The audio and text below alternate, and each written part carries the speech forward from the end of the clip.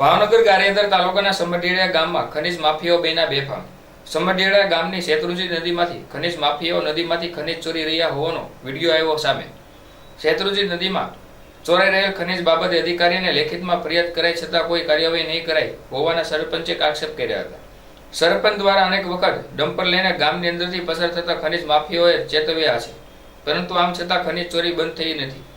ગ્રામજનો દ્વારા શેત્રુંજી નદીમાં ચોરાઈ રહેલ ખનીજ બાબતે વિડીયો ફોટા પણ અધિકારીઓને આપ્યા છે, પરંતુ આમ છતાં સ્થાનિક મામલતદાર કે પછી ખનીજ વિભાગ પગલાં ભરી રહ્યું નથી તેવો આરોપ સરપંચ અને લોકો દ્વારા કરાયો હતો। ગ્રામજનોનું કહેવું છે કે સરકારી અધિકારીઓ ગાડી લઈને આવે છે, પરંતુ ત્યારબાદ જતા રહે છે, જેનો પણ તસવીર સામે આવી છે।